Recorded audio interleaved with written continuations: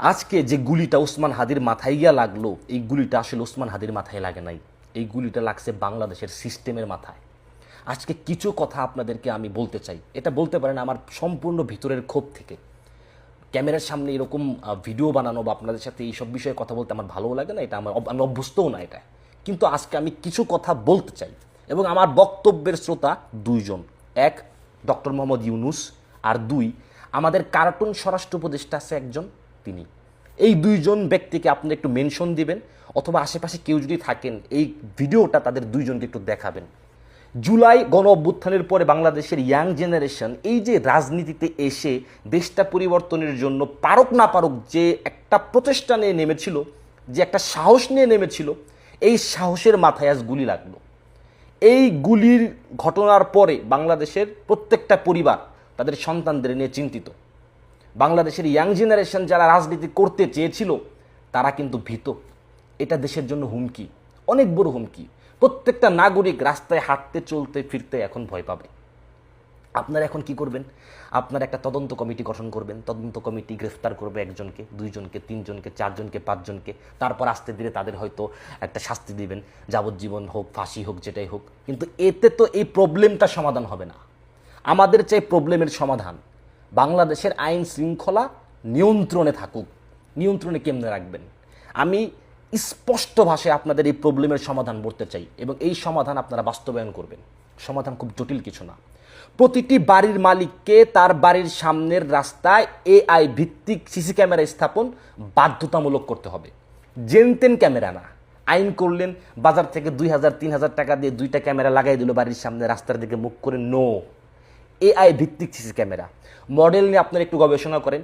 হিগভিশনের model আছে কিছু, অ্যাকুসেন্স AI camera আছে, ডার্ক ফাইটার এআই ক্যামেরা আছে। দুইটা ক্যামেরা লাগাইতে 50,000 থেকে 1 লাখ টাকা খরচ হবে। ওই স্ট্যান্ডার্ড মানের ক্যামেরা বসাইতে হবে। কোন মডেল বসাইলে ভালো হবে এটা নিয়ে আপনারা একটু গবেষণা করলে খুব সুন্দর বলতে পারবেন।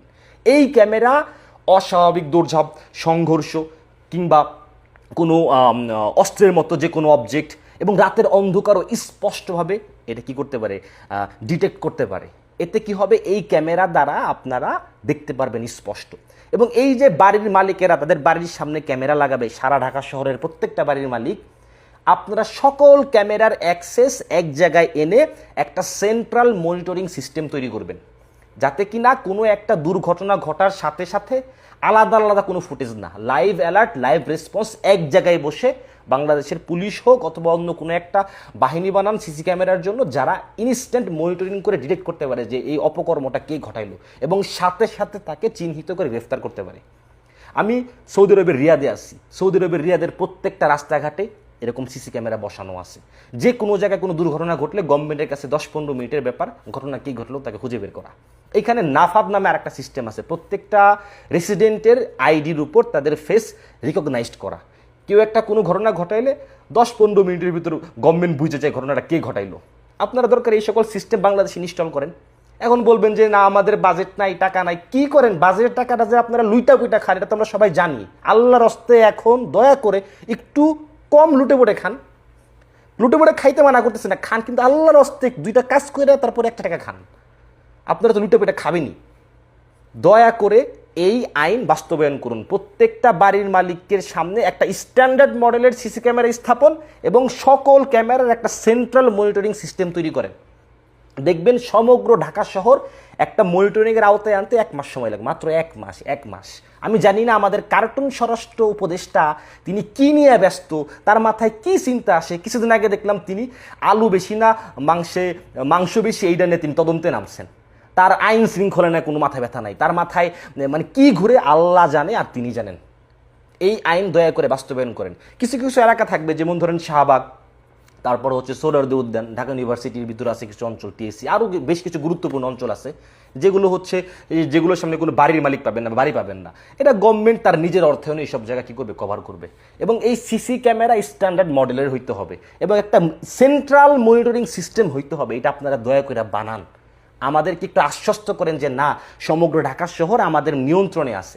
বাড়ির মালিকরা একদম স্বেচ্ছায় সবাই লাগাই দিবে সিসি ক্যামেরা। বাড়ির মালিকরা দরকারে প্রয়োজনে ভাড়াটে এদের কাছ থেকে সার্ভিস চার্জ নেয়, সিসি ক্যামেরার জন্য একটা সার্ভিস চার্জ নিবে। বা বাংলাদেশের মানুষ নিজেদের বাঁচানোর জন্য হলেও এই টাকা ইনভেস্ট করে আপনাদের সিসি ক্যামেরা বসিয়ে দেবে এবং এই সিসি ক্যামেরার মাধ্যমে আপনারা মনিটর করতে পারবেন। এখন অনেকে বলবেন সিসি ক্যামেরা লাগাইলে সেই সিসি ক্যামেরাও তো চুরি হয়ে যায়। সিসি ক্যামেরা যদি চুরি হয় সেন্ট্রাল মনিটরিং সিস্টেম থেকে দেখে কে চুরি করলো তার সাথে সাথে গ্রেফতার করবেন, তাকে ধরে নিয়ে আসবেন। যদি এটা না করতে পারেন তাহলে গভর্নমেন্টের হয়ে লাভ কি আপনাদের? তাহলে গদিতে বৈশা লাভ কি? তাহলে গদি ছেড়ে দেন, পরিবর্তন হতে থাকবে, একজনের পর আরেকজন আসুক। আমাদের একজন লোক দরকার যে সিস্টেমটা তৈরি করতে পারে। যদি আপনি সেই লোক না হন, আল্লাহর রাস্তায় গুদি ছেড়ে ভাগে নেন তিকা যান, অন্য জায়গায় যান, আপনি আপনার কাজ করেন। আমাদের প্রবলেমের সমাধান দরকার, এই প্রবলেমটার সমাধান দয়া করে আপনারা করবেন। আর যদি না করেন, আজকে হোক কালকে হোক আপনার সন্তানের সাউয়া মাওয়া ছিঁড়ে ফেলার জন্য পিস্তলের গুলি কিন্তু লোড হচ্ছে। দোয়া করি হাদি আবার আমাদের মাঝে আগের অবস্থায় ফিরে আসুক, আল্লাহ তার উপর রহম করুক, তার পরিবারকে আল্লাহ রাব্বুল আলামিন ধৈর্য ধরার শক্তি দিক, আর এমন ঘটনা বাংলাদেশে না ঘটুক।